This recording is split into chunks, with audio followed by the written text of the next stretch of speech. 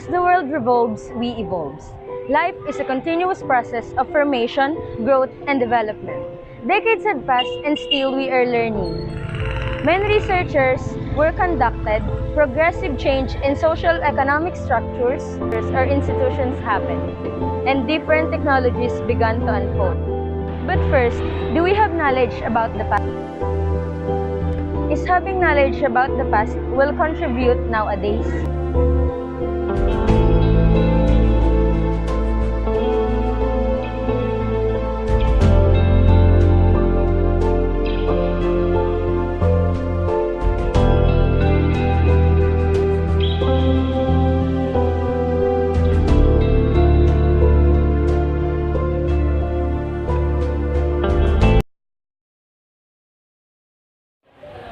Biological evolution refers to the change in the characteristics of a species over several generations and relies on the process of natural selection.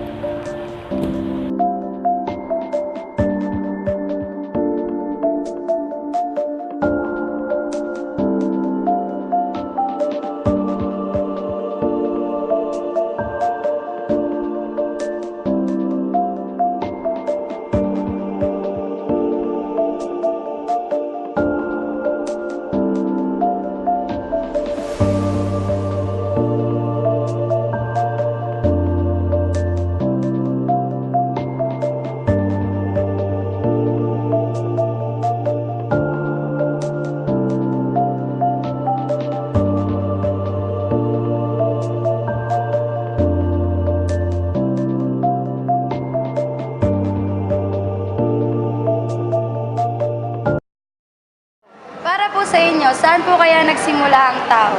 Ang pagkakaintindi ko, ang pagsimula ng tao ay sa alam mo sa lupa na minamasahin, minamasa. Doon. At ang parang nakita ko sa Bible, yan ang aking nababasa. Pangalawa po, paano niyo po ilalarawan yung kultura niyo noon sa kultura ngayon?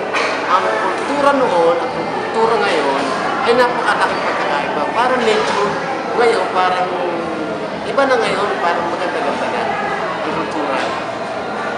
Tapos po yung pangatlo, sa tingin niyo po, nakakatulong po ba na may kaalaman tayo sa sarili nating kultura at sa paanong paraan? Oo naman. Ang kailangan natin, meron tayong sariling desisyon sa kultura. Meron tayong kaalaman, na marunong tayong magbukal, ng sarili natin lupa. Ayun ang aking pagkakabigay sa ating kultura. Pero pagka wala ka sariling desisyon, wala kang buhay.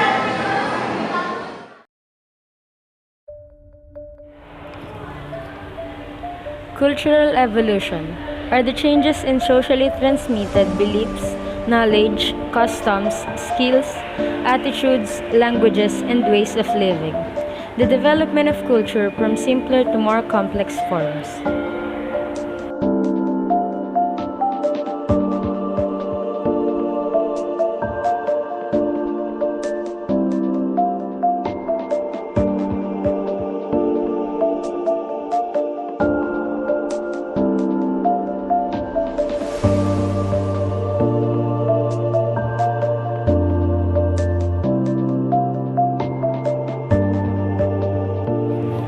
Culture is an information capable of affecting individuals' behavior that they acquire from other members of their species through teaching, imitation, and other forms of social learning.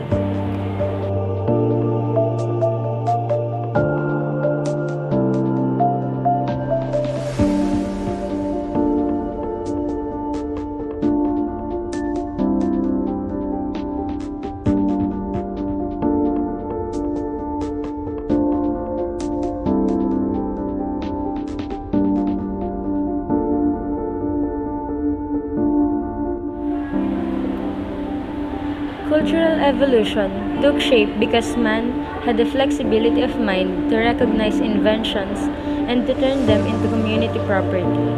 The use of tools for sophisticated hunting, adapting to certain environments and conditions. Man would not just sit around and freeze, but rather build a fire or retreat to caves. or the change in lifestyle of modern humans from nomadic hunter-gatherers to permanent settlers who domesticated animals and adopted agriculture practices. From these examples, it is evident that technological development drives cultural evolution, influencing population size, socio-political organization, and even perceptions of reality. Studying cultural evolution provides a unique insight into our history as well as current world events. It also helps us to foresee that the present shift from an industrial economy to an informational economy may trigger cultural changes as profound as any that have come before.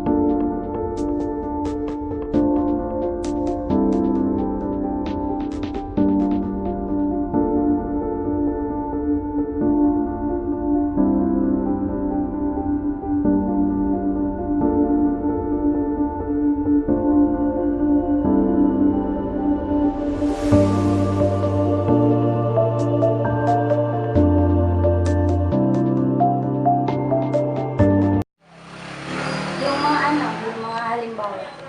Halimbawa, yung maging magalang sa matatanda, maging palasimba, magmamano, sino mang matandang makikita, at maging mabait sa magulang.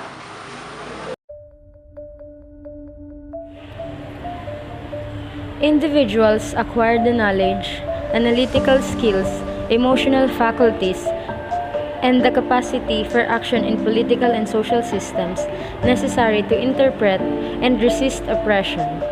Sociopolitical development is vital to human development and the creation of a just society. In our modern understanding, the new few decades, genetics and evolution were integrated in what became known as the modern synthesis. The coherent understanding of the relationship between natural selection and genetics that took shape before and is generally accepted today.